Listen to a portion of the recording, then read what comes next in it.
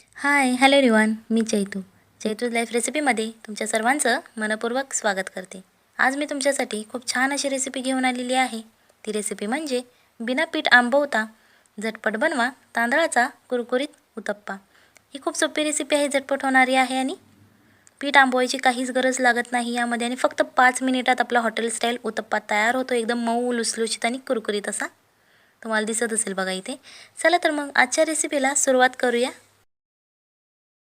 इथे एक मी पातेलं घेतलेलं आहे आणि हे 1 वाटी मी तांदळाचं पीठ घेतलेलं आहे। हे पीठ मी एका खास ट्रिकने बनवलेलं आहे। सो हे पीठ कसं बनवायचं हे मी तुम्हाला व्हिडिओमध्ये सांगत जाईन पुढे। हे 1 वाटी मी तांदळाचं पीठ घेतलेलं आहे, ते आता या पातेल्यामध्ये आपण ओतून घ्यायचं आहे। व्हिडिओ आवडत असेल तर व्हिडिओला लाईक करा आणि जर तुम्ही चॅनलवर नवीन असाल तर चॅनलला सबस्क्राइब करा, जेणेकरून येणाऱ्या नवनवीन व्हिडिओजचे अपडेट तुम्हाला लगेच मिळतील। आता यामध्ये आपण चवीप्रमाणे मीठ टाकायचं आहे। हे तुमच्या आवडीनुसार टाकायचं आहे। ही खूप सोपी रेसिपी आहे। इथे पहिल्यांदा आपण अर्धी वाटी पाणी घ्यायचं आहे। आता हे पाणी आपण या पिठामध्ये घालून घेणार आहोत आणि आता हे पाणी आणि पीठ छान असं मिक्स करून घ्यायचं आहे। यामध्ये आपण लगेच सगळं पाणी ओतायचं नाहीये, हळूहळू हे पाणी आपण ओतायचं आणि पीठ असं मळायचं आहे। आता तुम्हाला दिसत असेल पाणी सगळं शोषण घेतलेलं आहे पिठाने। आता यामध्ये परत आपण अर्धी वाटी पाणी घ्यायचं आहे, ते आता आपण यामध्ये घालून घेऊयात। आता हे छान असं परत एकदा आपण मिक्स करून घ्यायचं आहे। या पिठातल्या गाठी छान अशा फोडून घ्यायच्या आहेत, अजिबात यामध्ये गाठी नाहीत राहिल्या पाहिजे। आणि ही रेसिपी करायला खूप सोपी आहे। जेव्हा आपल्या घरात पाहुणे येतात आणि त्यांना उत्तप्पा खायची इच्छा असते तेव्हा आपण लगेच झटपट बनवू शकतो। आता तुम्हाला दिसत असेल बघा, छान अशा मी पिठातल्या गाठी फोडून घेतलेल्या आहेत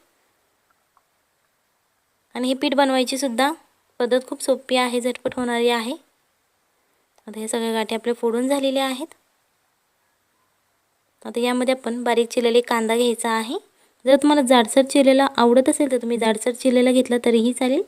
आणि यामध्ये अजिबात सोडा घालण्याची काहीच गरज लागत नाही, कारण हे पीठ त्या एका छान अशा सोप्या अशा ट्रिकने बनवलेलं आहे। बारीक चिरलेला एक टोमॅटो घ्यायचा आहे। इथे तुम्ही कोणत्या भाज्या वापरल्या तरीही चालेल, जर गाजर तुम्हाला आवडत असेल तुम्ही घेतलं तरीही चालेल। कापलेली कांद्याची पात घ्यायची आहे आणि ही मी हिरवी मिरची घेतलेली आहे। या मी 2 ते 3 हिरव्या मिरच्या घेतलेल्या आहेत आणि त्या बारीक अशा चिरून घेतलेल्या आहेत। आता हे सगळे पदार्थ आपले घालून झालेले आहेत। आता हे छान असे आपण मिक्स करून घेणार आहोत, जेणेकरून हे सगळं जे आपण या पिठामध्ये मीठ टाकलेलं आहे ते सगळं आपल्या भाज्यांना लागलं जाईल आणि पिठालाही। आता तुम्हाला दिसत असेल बघा, छान असं आपलं पीठ मिक्स करून झालेलं आहे। तुम्हाला दिसत असेल बघा कन्सिस्टन्सी आत्ताच अशा प्रकारे हे पीठ मळून घ्यायचं आहे। आता हा मी 3 ते 4 कढीपत्त्याची पानं घेतलेली आहेत, ती छान अशी यामध्ये घ्यायची आहेत। तुम्ही चुरून टाकली तरीही चालेल, छान असा वास येतो कढीपत्त्याचा, त्याच्यामुळे आपण ही पानं घेतलेली आहेत। आता याच्यामध्ये आपण अर्धी वाटी पाणी घ्यायचं आहे। आता इथे तुम्हाला पाण्याचं प्रमाण लक्षात ठेवायचं आहे। जर तुम्ही तांदळाचं 1 वाटी पीठ घेतलं असेल तर इथे तुम्हाला 1.5 वाटी पाणी लागतं। आता हे शेवटला आपण अर्धी वाटी पाणी टाकलेलं आहे। आता हे छान असं मिक्स करून घ्यायचं आहे आणि ही रेसिपी करायला खूप सोपी आहे। क्रिस्पी असा उत्तप्पा तयार होतो, ज्याप्रमाणे आपण हॉटेलमध्ये खातो उत्तप्पा, आणि याची चव आंबटही लागते बिना आंबवता। हे एक विशेष आहे या पिठाचं। आता तुम्हाला दिसत असेल छान असं मिक्स करून झालेलं आहे। हा मी नॉनस्टिकचा तवा घेतलेला आहे, याच्यावरती आता मी 1 चमचा तेल घातलेलं आहे। सुरुवातीला नॉनस्टिकच्या तव्यावरती 1 चमचा तेल घातलं तर चालेल आणि परत जर तुम्ही उत्तप्पे करत असाल तर गरज लागत नाही, कारण ते तेल नॉनस्टिकच्या तव्याला चिकटलेलं असतं। फक्त सुरुवातीला पहिला उत्तप्पा करताना तेल घालायचं आहे। आता हे पीठ घ्यायचं आहे आणि हे बरोबर असं मध्यभागी टाकायचं आहे। जर तुम्हाला मोठा उत्तप्पा करायचा असेल तर तुम्ही स्प्रेड करून घेतलं तरीही चालेल, बट आज आपण इथे स्मॉल साईजचे उत्तप्पे करणार आहोत, कारण ते दिसायला खूप छान दिसत आणि लगेच क्रिस्पी होतात। आता हे आपलं पीठ स्प्रेड करून झालेलं आहे। आता चारी बाजूने आपण हे असं तेल टाकायचं आहे, थोडंसं, जास्तही नाही टाकायचं कारण हा नॉनस्टिकचा तवा आहे। आता हे छान असं आपण एका बाजूने ह्याला फ्राय होऊन देणार आहोत। आता मी तुम्हाला सांगते हे पीठ मी कसं बनवलेलं आहे। तांदूळ घ्यायचे, ते 4 ते 5 तासासाठी भिजवत ठेवायचे, त्याच्यानंतर ते धुवून घ्यायचे स्वच्छ पाण्याने आणि ते फॅनखाली वाळत ठेवायचे 1 ते 2 तासासाठी। आणि छान असे वाळल्यानंतर ते तुम्ही मिक्सरमध्ये बारीक करू शकता, म्हणजेच मिक्सरमध्ये पीठ करून घेऊ शकता, किंवा तुम्ही गिरणीवरून दळून आणलं तरीही चालेल। अशा प्रकारे हे तांदळाचं पीठ आपण करून घ्यायचं आहे।